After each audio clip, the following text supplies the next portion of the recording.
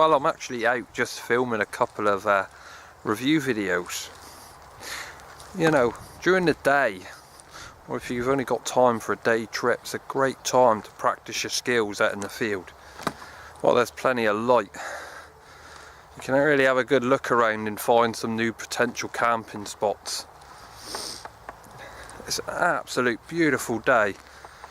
Just carrying a canvas Alice pack with real minimal kitting. I'm carrying not a lot of weight. I just can't help noticing that it's just so beautiful and relaxed when you're out in the field like this. I'm going to find somewhere nice to sit down, do my review videos, and maybe practice with some fire lighting. Because fire lighting is one of the very underestimated skills there is. I'm going to cheat for my video. I'm going to use firelighters. Well, call it cheating. The thing is with bushcraft or survival, is as long as the outcome is that you get a fire, you were prepared for it and you had the right kit. If you kind of just go in and rely on bushcraft skills alone to get your fire going in super wet conditions, then you could be in for a cold night. And anyone who's honest with themselves out in the field, even your top survival experts will tell you, sometimes you just can't get a fire lit. Because there's a lot of factors when it comes to fire lighting. Heat, fuel and oxygen. Kind of everybody knows that. But the trouble is out here, you've also got a lot of atmospheric pressures, limited sparks, whether you're using a lighter, whether you're using a ferrocerium rod, damp atmospheres, wood conditions, whether you can find suitable wood. One of the questions asked was in my video from the ashes, how I managed to keep my campfire going. And during all the rain we had, and it never went out all weekend, and that's because I was burning seasoned hardwood, so every time it would be knocked back, the fire would knock back, I always had a real good hot bed of ashes there to start drying out my next lot of wood. It did go out once, but it was easily flashed up with kind of a few twigs, things like that, smaller tinder. And how we process that wood to make fire. Oh. This woodland I'm in is actually quite nice. I've just found an absolute cracking camping spot, but believe it or not, it's under a beech tree, so it's probably not the best spot to be setting up, because beeches, unfortunately, just drop their branches. So you try to avoid them at all costs, because in the night you could have an awful shock.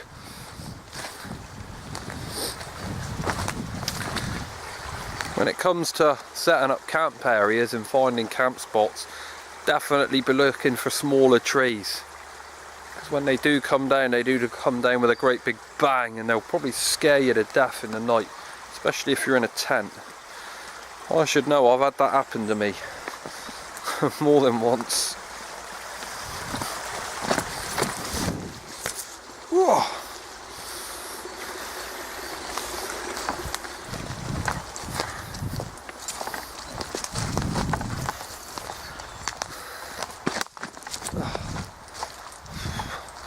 Slip, trips and falls is everywhere out here. I actually managed to stay on my feet for more than 5 minutes, so I'm doing quite well today. This here is a real good find for me. Ramsels, or wild garlic as it's known as. Nice broad leaf. When you smell it, it just wafts of garlic. I absolutely love this stuff, and I found a whole bed of it. So next time I'm on a wild camp, I'm going to be having me something to do with garlic. Just going to let the bed grow up a little bit. I'm just going to leave it. I don't want to pick it just yet. I want these leaves to just start being a bit bigger than that. Although the newer leaves will be nice and fresh. I like nice big leaves, and I like the bed to establish. I've got no reason to pick it just yet, so I shall leave it. And then later on in the year I may come back and film this, because all this will be covered in wild garlic. That's the thing with bushcraft. It's knowing when to use your resources, or even survival. Knowing when to use your resources and when just to leave them and let them grow a little bit more. For me, I'm just going to let them grow. And hopefully it will keep me in garlic right through the summer. You know, filter systems like this are absolutely fantastic. Really important when you're out to keep your body hydrated. I've just put the straw on the end of my Sawyer Mini. It's a good flowing river here. But even then you'd have to boil this water or use a filter like this. And bearing in mind these filters won't take chemicals out of the water. But because it's such a fast flowing river, any kind of farm runoff would be really minimal on this now. There's a lot of sign of life in this river as well, which is always a good sign. A lot of small brownies, trouts, things like that in there. It's all to do with trusting your kit, trusting the gear that you carry. Because you may just rely on it one day.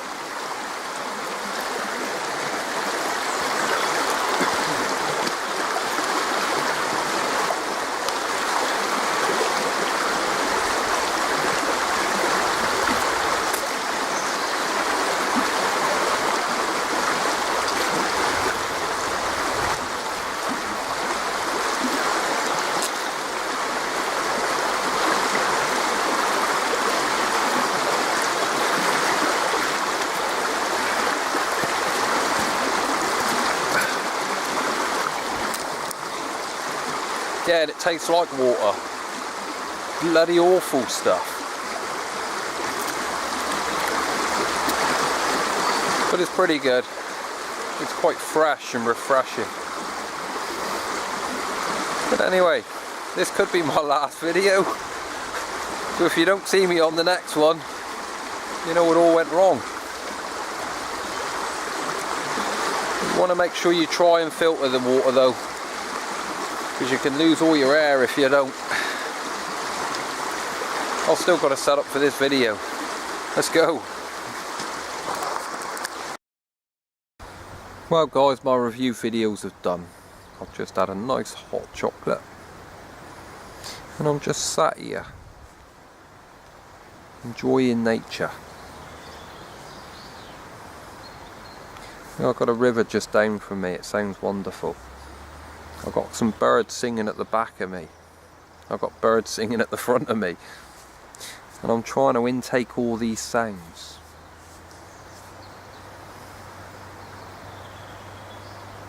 But there is something I am going to talk about. Situational awareness, we call it. It's a very difficult one for any kind of instructor to teach. We can make people more aware of their situation that they're in, but situational awareness is great for the individuals like yourselves, you know, the bushcrafters and the survival guys, and even preppers. Being situatedly aware of what's going on in your surroundings can certainly help you make the better decisions.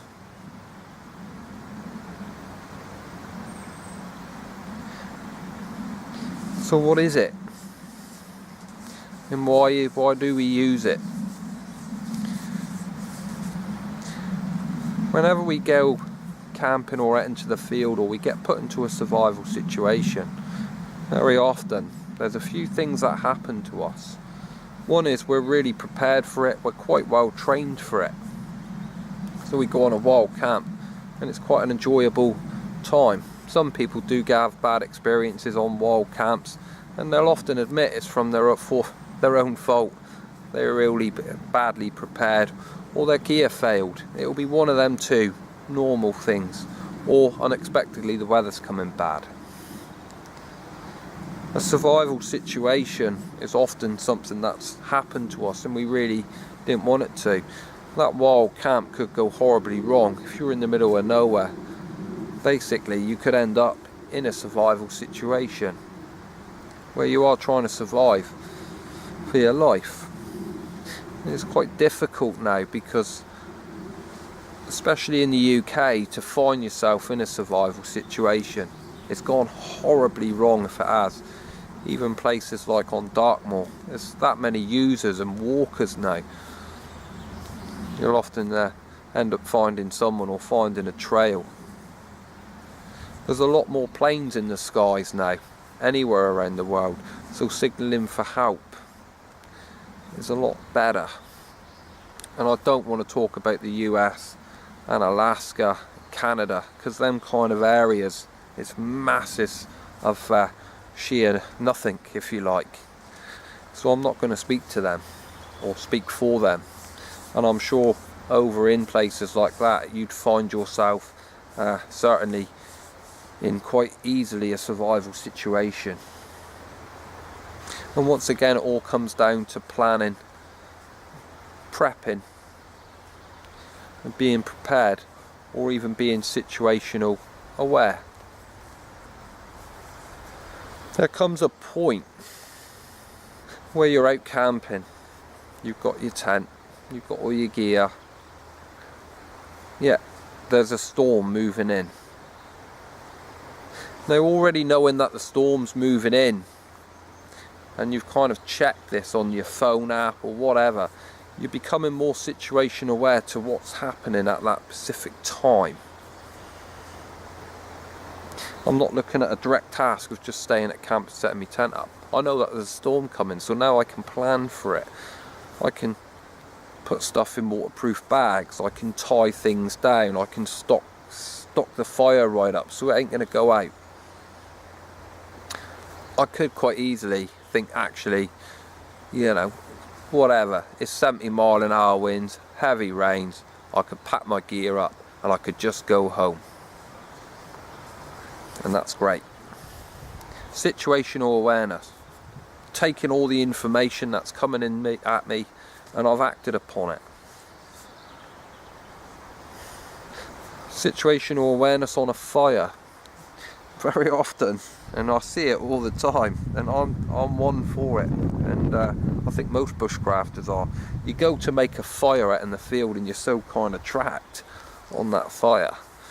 You're getting your tinder ready, getting the right wood ready, and but just look around you, you know, is it too close to my camp? Is it going to set my tarp on fire? Am I going to put a hole in my tarp? What way is the wind blowing? When I light it, is it going to be sheltered enough to be able to keep going? Have I got enough wood to keep it going? That's all to do with being situational aware. What's happening or what's going to happen? What's happening in front of me? How's this going to pan out? So I hope you enjoyed this video, guys. I'll see you all on the next one.